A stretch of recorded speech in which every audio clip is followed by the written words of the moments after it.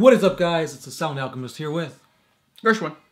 And we're back to answer your questions in another installment of For the Greater WAAAGH. Sorry. This is a video series where we answer the questions left by you, the viewer. If you have a question for us, simply comment down below. Put question in front of your question because we get to those questions first. And that is what Irish Devil 21 did.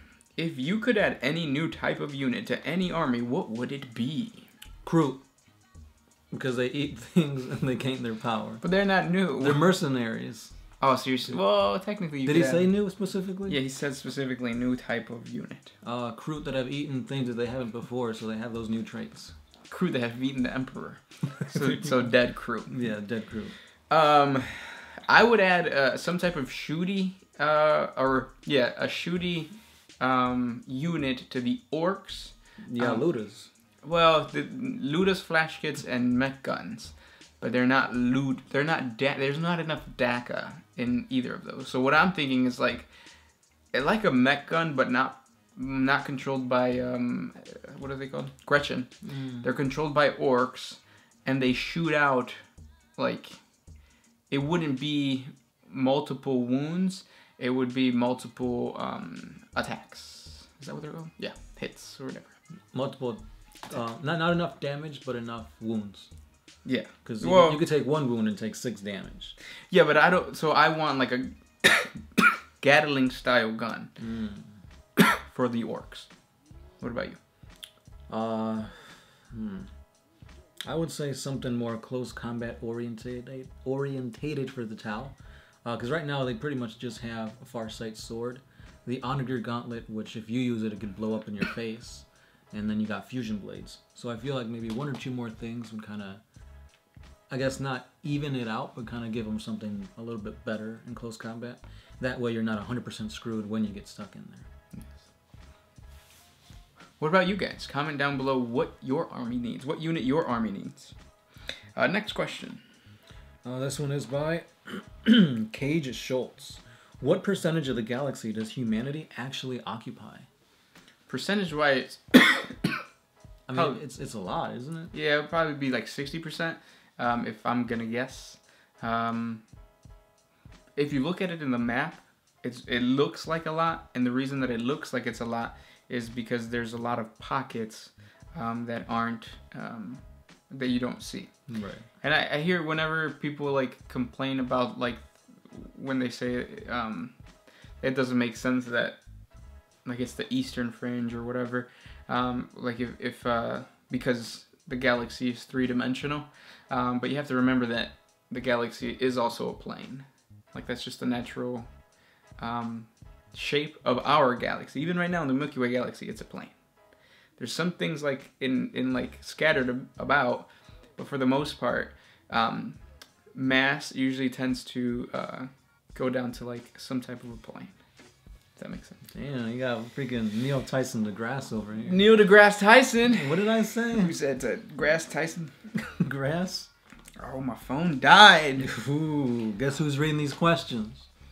So this one's by Silas Sloan. So I just started reading The Beast Arises, and then the Cult Mechanicus seem to be doing their own thing and hoard technology away from the Imperium. Is that normal, or has the Imperium gotten really relaxed on policing them? I haven't really read anything else in 40K. I just started about a month ago. Policing the AdMech is something that they do a lot, especially the Ecclesiarchy. So in a way, the High Lords of Terra being so power hungry and so paranoid about losing their power has benefited the Imperium because it keeps the other organizations in check. So like the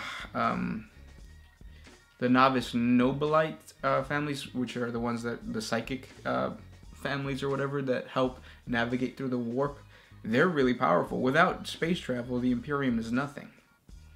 So in reality, they could take over the entire Imperium if they wanted to, but it's the paranoia of the Ecclesiarchy that puts them in check. Right. And that also translates to the Adeptus Mechanicus. The Adeptus Mechanicus could, in theory, just, create machines to take over all of the Imperium of Man, but they don't, because the Ecclesiarchy is constantly putting them in check. So it is, they do hoard information, but very rarely does it get to the extent of the Beasterites. Right, and if it ever gets to a whole full-on scale war, Mars is right there next to Terra. Like, it would just completely obliterate both of these planets. Like, they're just too close in proximity to one another that there are going to be constant fights, and they're both so heavily fortified that it's just going to be like a bloodbath. Yes. So if they do go to war, nobody benefits. Nope. Because something could happen, and then maybe the Void Dragon or the Amnesia arises, and it's just going to mess everything up. Exactly. Next question. This one is from Julio Castro. I would like to get a nickname for you guys. Also, have either of you fought or used Primaris repulsors? Nope. I've never used repulsors. I've never played against Primaris, but I have seen them on the battlefield. I don't know what they can do. They look cool. Yeah. And then a nickname for us. What nickname would you give us? Tell us. This one's by Zigzag. Why did nobody contact Earth and warn them about the Marsis betrayal? Well, to be honest, I haven't finished the book yet, but hearing this about the vault opening and the virus code spreading throughout Mars has me freaking out. Where's the Emperor? Why has he forsaken Mars? What are you talking about? Yeah, I'm not too sure, but it sounds freaking threatening as hell. Anyway, love your video, keep it up, and screw the Dark Mechanica. No. The Omnissiah wishes to destroy the false emperor. Next question. Jonathan Mutely?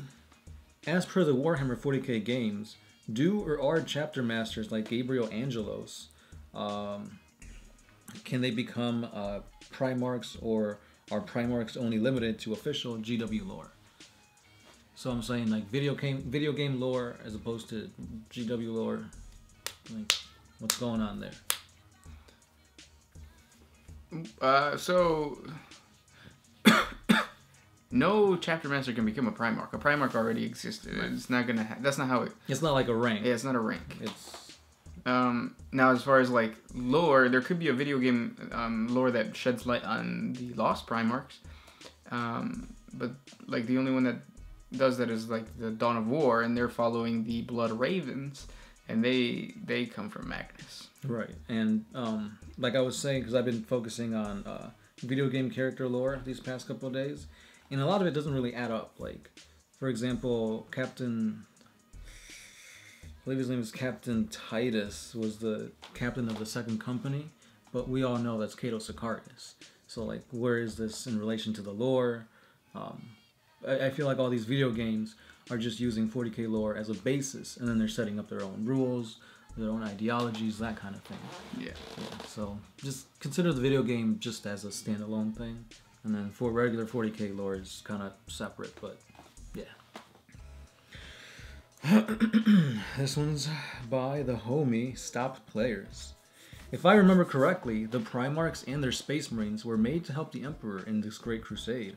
After the Great Crusade is over, the Primarchs and their Space Marines were meant to be destroyed. How would the Emperor do this, especially Vulcan, since Vulcan is a perpetual? So we created a 40 facts video explaining, or not 40 facts. It was a For the Greater One. Yeah. So putting them in the front line, sending them out of the galaxy. Right. How to kill Vulcan, just chain him up, because the only real way to kill Perpetual is to contain them. Mm-hmm. Maybe put them inside like the warp or a pocket of something, another dimension. Yep. This one is by our brother Argo Malice. How does one get to pilot a Nemesis Dread Knight, a Killacan, a battlesuit, etc.? How do you earn the glory to use these war machines? We answered this also last week.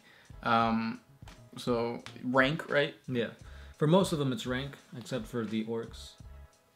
Yeah. Because it's all about who you know, right? You said something like that. Well, for an orc, like to be a pilot of a killer cans, you have to be a Gretchen and you have to be a bad Gretchen because it has to mean that you have died or close to dying. For a weird boy to be like, well, I'm gonna use him to be put into a killer con. Same thing with a death dread. A weird boy, or not a weird boy, a mech boy would take almost dying orc and put him in a death dread. So you have to be a bad orc in order to get that. That makes sense. Yeah. Hair Springstoff. The Necron Goth's weaponry, even the weakest one, can crack open power armor of an Astartes without a problem. So if this is possible, how can a whole chapter of Space Marines survive against an attack of hundreds of Necrons? So this is basically saying that Necrons are OP. How can just the standard weapon of like a grunt, like that's powerful to take out a Space Marine, how does, where's the power scaling in that? I mean, I guess you can say that Necron warriors are mindless, so they're just kind of gonna go and get their objective. But Space Marines, they're super smart, super resilient, they're tactical. Just because weaponry can go through armor and like pierce them, that's not to say they're down. They're made to have like two hearts, so if like one of them gets, explodes or whatever, they can still keep on fighting. So because of their resiliency, they can still keep on bringing the fight to the Necrons, even though their weapons are really, really strong. Yeah, and through history, we've seen like there's been battles in history where the people with the better technology don't necessarily always win. Right. So for example, you could have like bows and arrows and like rocks and stuff still beat people wearing like knights, like suits of armor and stuff like that. Yeah, and then for the Necrons, it's a perfect scenario because the Necrons usually are never 100% when they fight. Right. They're awakening. So for like they've said before, if all the Necron dynasties united and fought as one, it'd be done, over with. There isn't a chance for the galaxy to fight against that. But again, like you said, they're not where they need to be. Right. Last question. Zombie working. Did the Eldar really evolve from slugs? Yes. And it's funny because like they're cocky and they want to say that they did not evolve from slugs, but based on the lore, yes, they did. Wasn't it in like xenology, something like that? Yep. And those were our questions, guys. Don't forget that we have a Patreon exclusive for the Greater Wall, so check that out on Patreon. That's right. Keep on sending those questions, and we'll keep on answering them. As always, I'm the Sound Alchemist. Gersh1. We're One Mind Syndicate, and we are out.